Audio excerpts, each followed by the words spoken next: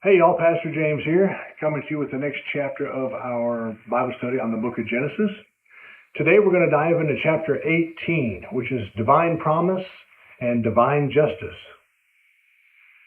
Genesis 18 presents two major scenes: the reaffirmation of God's promise to give Abraham and Sarah a son, and God's decision to reveal his impending judgment on the city of Sodom. This chapter shows God's intimate involvement in his covenant and his justice, while also highlighting Abraham's role as intercessor. So now let's dive into the text. Then the Lord appeared to him by the terebinth trees of Mamre, as he was sitting in the tent door in the heat of the day. So he lifted his eyes and looked, and behold, 3 men were standing by him. And when he saw them, he ran from the tent door to meet them, and bowed himself to the ground, and said, "My Lord, if I have found favor in your sight, do not pass on by your servant. Please let a little water be brought, and wash your feet, and rest yourselves under the tree. And I will bring a morsel of bread, that you may refresh your hearts. After that you may pass by, inasmuch as you have come to your servant." They said, "Do as you have said." So Abraham hurried into the tent to Sarah and said, "Quickly, make ready 3 measures of fine meal, knead it, and make cakes." And Abraham ran to the herd, took a tender and good calf, gave it to a young man, and he hastened to prepare it. So he took butter and milk and the calf which he had prepared, and set it before them, and he stood by them under the tree as they ate. Then they said to him, "Where is Sarah your wife?" So he said, "Here in the tent." And he said, "I will certainly return to you according to the time of life, and behold, Sarah your wife shall have a son." Sarah was listening in the tent door which was behind him. Now Abraham and Sarah were old, well advanced in age, and Sarah had passed the age of childbearing.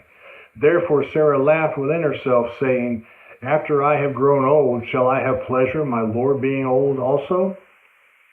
And the Lord said to Abraham, "Why did Sarah laugh, saying, 'Shall I surely bear a child since I am old?' Is anything too hard for the Lord?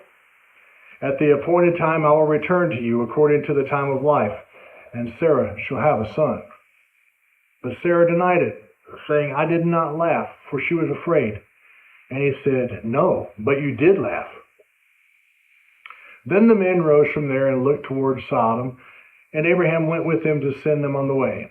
And the Lord said, "Shall I hide from Abraham what I am doing? Since Abraham shall surely become a great and mighty nation, and all the nations of the earth shall be blessed in him. For I have known him, in order that he may command his children and his household after him, that they keep the way of the Lord, to do righteousness and justice. But the Lord may bring to Abraham what he has spoken to him." And the Lord said, "Because the outcry against Sodom and Gomorrah is great, and because their sin is very grave, I will go down now and see whether they have done altogether according to the outcry against it that has come to me, and if not, I will know." Then the men turned away from there and went toward Sodom, but Abraham still stood before the Lord. And Abraham came near and said, "Would you also destroy the righteous with the wicked? Suppose there were 50 righteous within the city. Would you also destroy the place and not spare it for the 50 righteous that were in it? Far be it from you to do such a thing as this, to slay the righteous with the wicked, so that the righteous should be as the wicked. Far be it from you. Shall not the judge of all the earth do right?" So the Lord said, "If I find in Sodom 50 righteous within the city, then I will spare all the place for their sakes." Then Abraham answered and said, "Indeed now, I who am but dust and ashes have taken it upon myself to speak to the Lord. Suppose there were 5 less than the 50 righteous. Would you destroy all the city for lack of 5? So he said, "If I find there 45, I will not destroy it." And he spoke to him yet again and said, "Suppose there should be 40 found there." So he said, "I will not do it for the sake of 40. Then he said, "Let not the Lord be angry, and I will speak. Suppose 30 should be found there." So he said, "I will not do it if I find 30 there." And he said, "Indeed now I have taken it upon myself to speak to the Lord. Suppose 20 should be found there." So he said, "I will not destroy it for the sake of 20." Then he said, Let not the Lord be angry, and I shall speak but once more. Suppose 10 should be found there. And he said, I will not destroy it for the sake of 10. So the Lord went his way as soon as he had finished speaking with Abraham, and Abraham returned to his place. Several key themes in this chapter. The first one being that God appears to Abraham.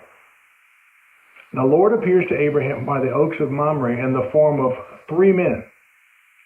Abraham shows hospitality, offering food, rest, and honor, a model of generosity and reverence toward divine visitors. Now, this is the second instance in the book of Genesis of a Christophany or theophany. If we go back to chapter 16, we saw where the angel of the Lord met up with Hagar in the wilderness and told her to return to Sarah. This is the second instance of a Christophany.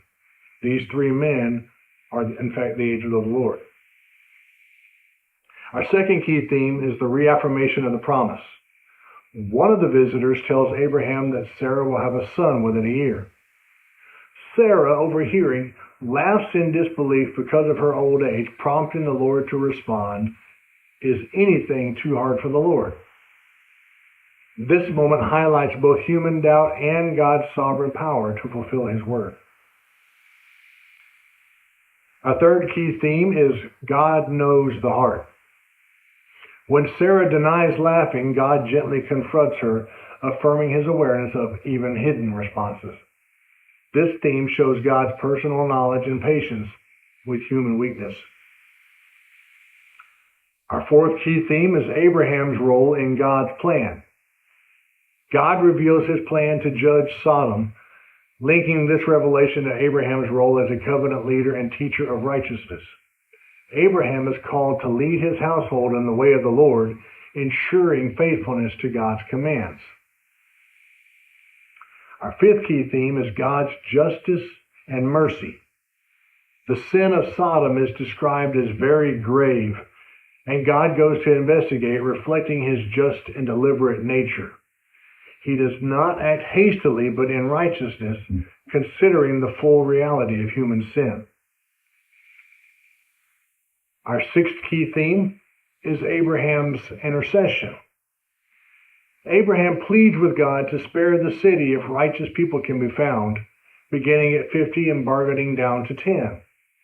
His intercession is bold, yet humble, appealing to God's justice. Shall not the judge of all the earth do what is just?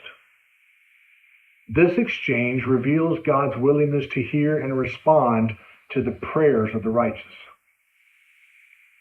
And our seventh key theme is God's patient listening. God listens to Abraham's repeated requests without rebuke. This interaction models how intercessory prayer can be persistent, compassionate, and grounded in God's character. So that's all we have for this chapter. Hope you liked this lesson. Continue coming back for more. We've got a long way to go yet in Genesis and a lot of good stories left. So until then, take care of yourself. God bless you.